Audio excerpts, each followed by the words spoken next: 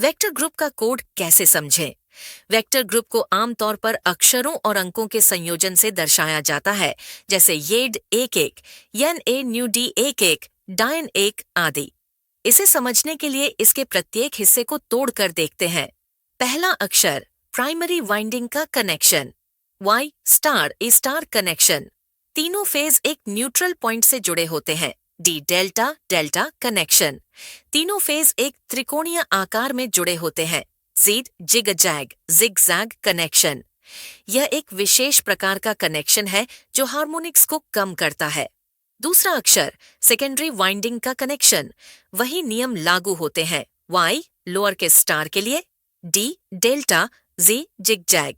अगर auto transformer है तो ए का उपयोग होता है, जो दर्शाता है कि प्राइमरी और सेकेंडरी एक ही वाइंडिंग का हिस्सा है। तीसरा हिस्सा एन या एन प्राइमरी के लिए या एन सेकेंडरी के लिए। अगर न्यूट्रल पॉइंट बाहर निकाला गया है, एक्सेसिबल न्यूट्रल, तो इसका उपयोग होता है। यह अर्थिंग या लोड कनेक्शन के लिए जरूरी होता है। अंक फेज शिफ्ट, ये प्राइमरी और सेकेंडरी वाइंडिंग्स के बीच फेज अंतर, फेज डिस्प्लेसमेंट को दर्शाता है, जो डिग्री में मापा जाता है। इसे क्लॉक नोटेशन में दर्शाया जाता है, जहां एक अंक चेंज को 30 डिग्री डॉसेट 0 डीजी फेज शिफ्ट, कोई अंतर नहीं। 30 डिग फेज शिफ्ट, 30 डिग्री का अंतर। 30 डिग्री फेज शिफ्ट लैग या lead 6। 180 degree phase shift 11। 330 degree phase shift या 30 डिग्री। उदाहरण येड 11 में 11 का मतलब है कि सेकेंडरी वाइंडिंग का वोल्टेज प्राइमरी के सापेक्ष 330 डिग्री या 30 डिग्री शिफ्टेड है। अतिरिक्त हिस्सा तृतीयक वाइंडिंग। अगर ट्रांसफार्मर में तृतीयक टर्शियरी वाइंडिंग है तो उसे भी वेक्टर ग्रुप में शामिल किया जाता है, जैसे यन ए न्यू डी 1 में अंतिम डी 1 तृतीयक डेल्टा वाइंडिंग को दर्शाता है। वेक्टर ग्रुप का महत्व, इंपॉर्टेंस ऑफ वेक्टर ग्रुप। समानांतर संचालन, पैरेलल ऑपरेशन। दो ट्रांसफार्मर को समानांतर में जोड़ने के लिए उनके वेक्टर ग्रुप समान होने चाहिए, वरना फेज अंतर के कारण शॉर्ट सर्किट हो सकता है।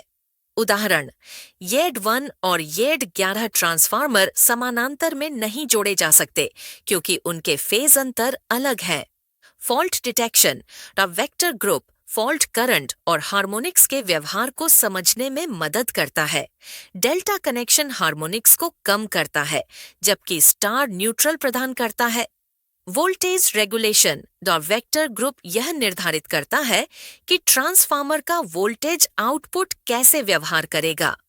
न्यूट्रल और अर्थिंग, स्टार कनेक्शन में न्यूट्रल उपलब्ध होने से अर्थिंग और असंतुलित लोड को संभालना आसान होता है। आम वेक्टर ग्रुप और उनके उपयोग YY0 स्टार स्टार 0 DEG। दोनों वाइंडिंग्स स्टार में न्यूट्रल उपलब्ध उपयोग। डिस्ट्रीब्यूशन ट्रांसफार्मर में जहां न्यूट्रल की जरूरत होती है, फेज शिफ्ट 0 डिग्री नुकसान, हार्मोनिक्स की समस्या हो सकती है। डडी डेल्टा डेल्टा 0 डिग्री, दोनों वाइंडिंग्स 0 डिग्री पर हैं। डेल्टा में न्यूट्रल नहीं। उपयोग औद्योगिक लोड, जहां हार्मोनिक्स को कम करना हो, फेज शिफ्ट 0 डिग्री। फायदा हार्मोनिक्स और असंतुलित लोड को संभालता है। YD1 star delta 30 degree lag, primary star secondary delta. उपयोग पावर ट्रांसफार्मर में, जहां स्टार न्यूट्रल देता है और डेल्टा हार्मोनिक्स को कम करता है।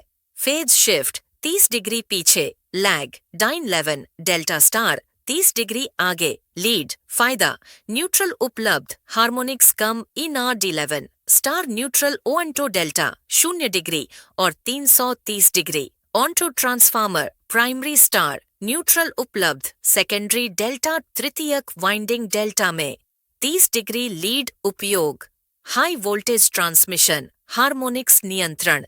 वेक्टर ग्रुप का टेस्ट कैसे करें? वोल्टेज टेस्ट प्राइमरी पर वोल्टेज डालकर सेकेंडरी पर फेज अंतर मापा जाता है। उदाहरण येड 11 में सेकेंडरी का वोल्टेज प्राइमरी से 330 डिग्री शिफ्टेड होगा। पोलरिटी चेक, वाइंडिंग्स की पोलरिटी और कनेक्शन को चेक करने के लिए मल्टीमीटर या टेस्ट उपकरण का उपयोग। क्लॉक डायल, फेज शिफ्ट को क्लॉक के आधार पर मापा जाता है। जैसे 11 का मतलब 11 बजे की स्थिति, 330 डिग्री ऑटो ट्रांसफार्मर में वेक्टर ग्रुप YNA-NUD-111 का उदाहरण। आपके पिछले सवाल में YNA0D11 का जिक्र था। इसे समझे फी प्राइमरी स्टार में। N न्यूट्रल बाहर निकाला गया। A ऑटो ट्रांसफार्मर प्राइमरी और सेकेंडरी एक ही वाइंडिंग। प्राइमरी और सेकेंडरी में 0 डिग्री फेज शिफ्ट D11। तृतीयक वाइंडिंग डेल्टा में प्राइमरी के सापेक्ष 330 डिग्री या नेगेटिव 30 डिग्री शिफ्ट विशेषता। ऑटो ट्रांसफार्मर में प्राइमरी और सेकेंडरी एक ही वाइंडिंग का हिस्सा होने के कारण फेज शिफ्ट 0 डिग्री होता है। तृतीयक डेल्टा वाइंडिंग हार्मोनिक्स को कम करती है और अर्थ फॉल्ट करंट को संभालती है। निष्कर्ष, वेक्टर ग्रुप ट्रांसफार्मर की वाइंडिंग्स के कनेक्शन और फेज अंतर को परिभाषित करता है। ये समानांतर संचालन, हार्मोनिक्स नियंत्रण और फॉल्ट प्रोटेक्शन के लिए महत्वपूर्ण है। हर वेक्टर ग्रुप का उपयोग विशिष्ट अनुप्रयोगों के लिए होता है, जैसे डिस्ट्रीब्यूशन डायन X1 या ट्रांसमिशन YNA-NU-W1। अगर आपको किसी खास वेक्टर ग्रुप या इसके अनुप्रयोग पर और विस्तार चाहिए, तो